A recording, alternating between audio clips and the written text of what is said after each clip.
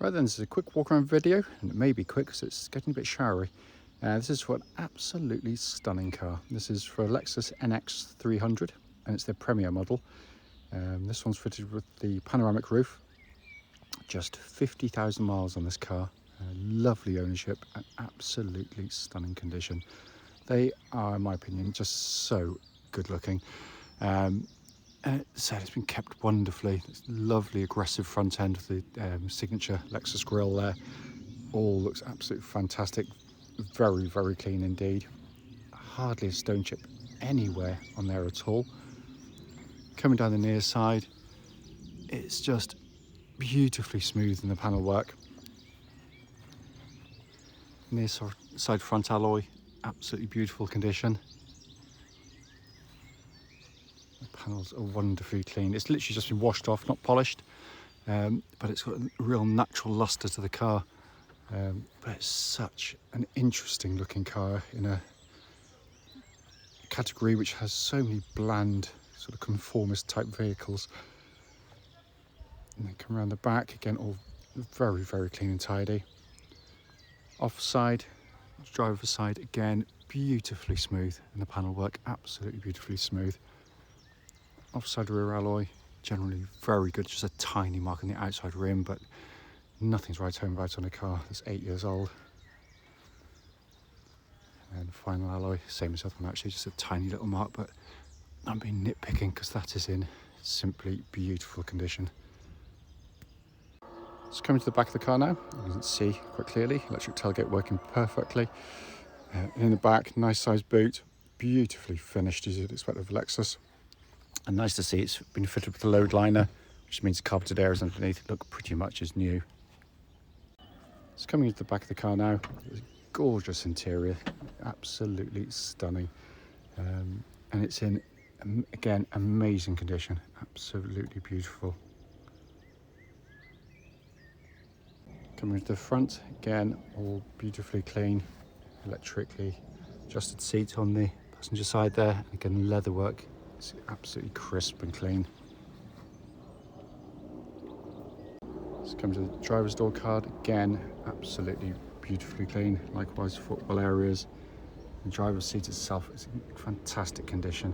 And the only wear you get, and it's not wear, it's where your backside slides in and out, it compresses slightly, which it's meant to do. Up above, you get that lovely big glass electric roof there.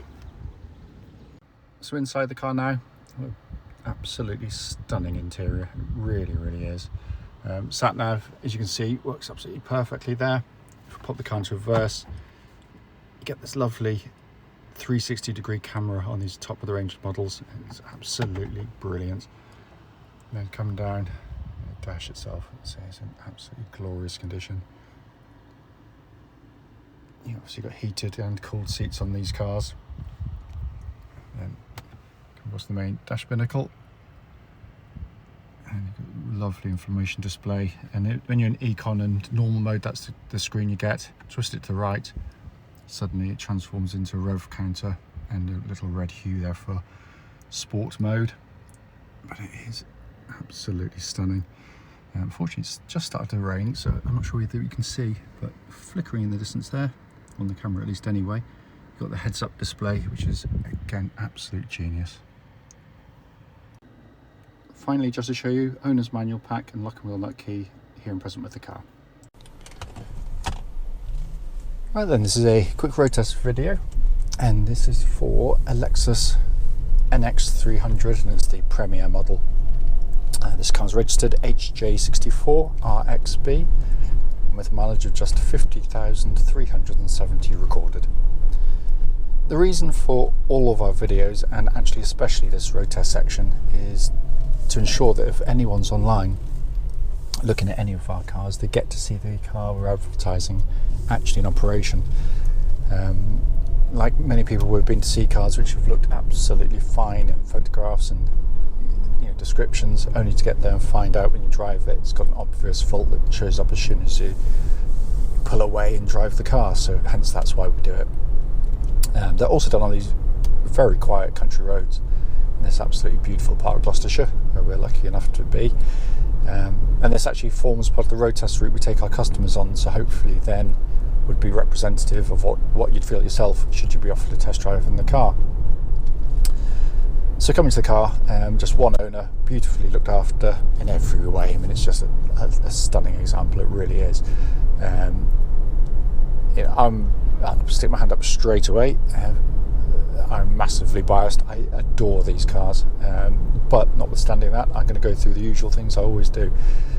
Starting with the engine, or powertrain as they like to refer to it these days. This is, as Lexus now call it, for very good reason actually. It's it's a self-charging hybrid. Basically what it means is, in essence, they're just trying to make sure that, even though it's got battery power added to it, it's not completely reliant on it. So you drive the car and own the car as a petrol car. So the only time you're going to stop to top up is for fuel. So you'll be standing at the pump for a couple of minutes, not waiting an hour or two for something to charge up or put some battery power into your car. It's got a relatively small battery that helps the car in terms of economy, fills the gaps in torque for the engine, and it recharges it when you back off the throttle and hit the brake pedal. It puts energy back into it, so you don't run out. It's absolute genius in the way it operates. It's also amazing to use, and I mean that genuinely. The interaction between the engine and the hybrid when it comes on or off in general driving is all but imperceptible. What I've always loved about the hybrid systems on these cars is it actually makes you feel a little bit special, especially at low speeds. Low speed manoeuvres where lots of conventional cars can feel quite clunky. They're not short gear to be in, you pull away, it's trying to work it all out. It's just on and off the throttle, they can feel a little bit, they're not ready to go, or they are, one or the other. These are so smooth. So if you're doing a lot of town driving, a lot of low speed manoeuvres in stop start traffic, it's one of the smoothest cars you'll ever operate. It's as you said, absolutely astonishing. Most of its work at low speed is done in battery only, so you get that sense of electric car, all the advantages of that smooth pull away. Right now when I come to a stop, just pull away, and it works with the E-CVT gearbox, so it's just absolutely seamless. It's amazing, absolutely amazing. There are, by the way, I should have said, there's no warning lights on the dashboard at all relating to the engine or any other part of the car. Temperature gauge running at just under half, which is exactly where it's meant to be on one of these cars. These also have the option, you've got a little button down here, or knob rather. It starts in what they call normal mode, so it's got a halfway house for performance and economy, so quite a nice setting actually. You can twist it to the left and it goes into econ mode, or eco mode, and it basically means the throttle response is duller. It's encouraging more battery use. It's perfectly good for town driving. I don't like it too much on the open road. It seems to dull it a bit too much for me. Press it down again, you're back into normal mode, or twist to the right and you're then in sport mode. Your dashboard's changed, you've got a rev counter suddenly magically appears. It looks absolutely real, it's ridiculous. But what you notice is straight away the throttle response is absolutely instant. It's much sharper, keener to get up and go. And it works brilliantly, especially in conjunction with the gearbox, because you've got this constant kind of acceleration or back off, but you've got no kind of jolts as you're doing it.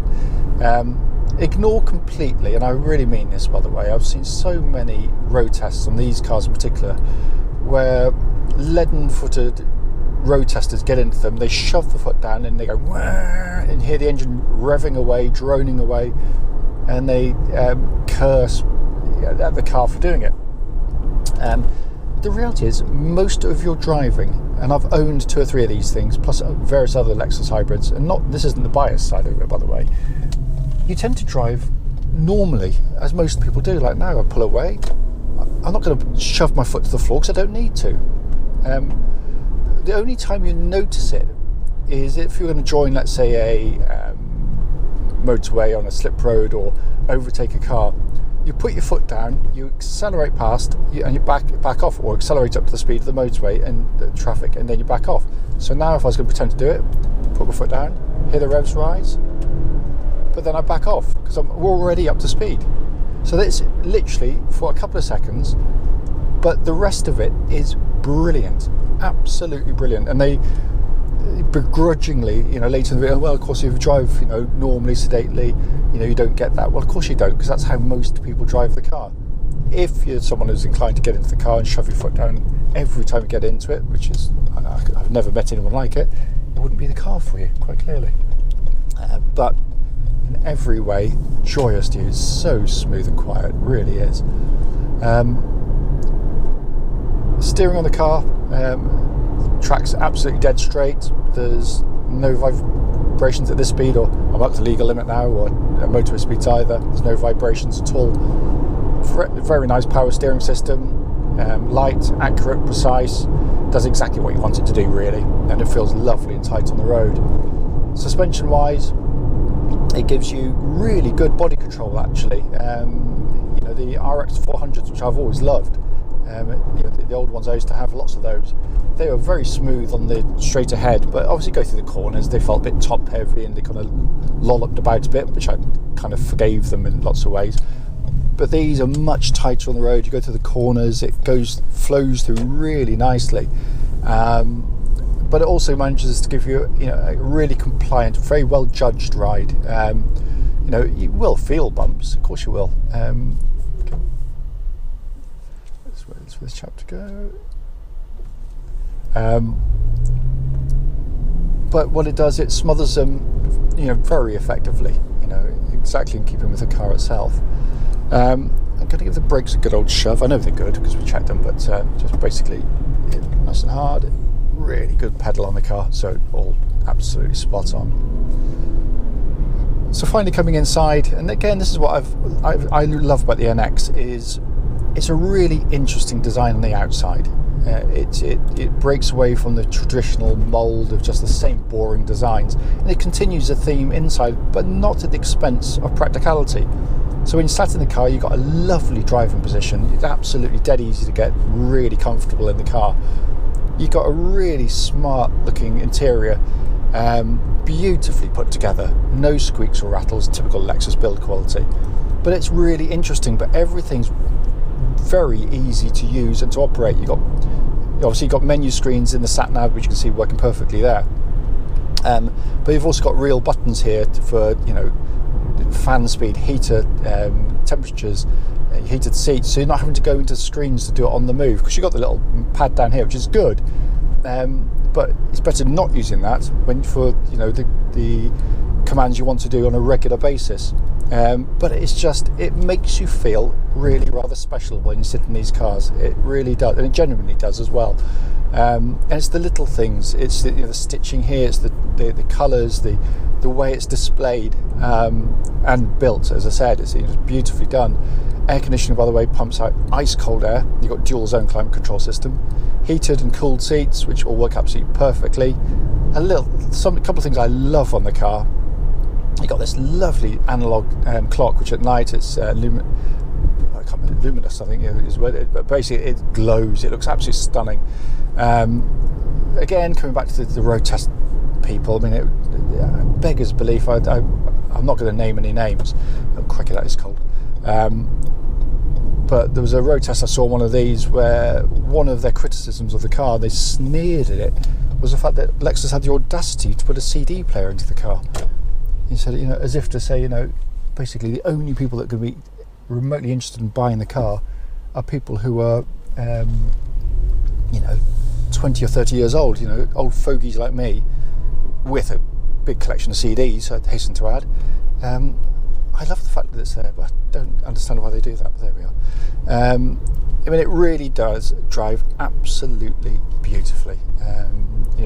Notwithstanding what I think of the car and how much I like the cars, that's personal, but in every other way, it drives as tight as a drum, faultlessly in the way it operates, and whoever gets this next will be buying a mighty fine car indeed.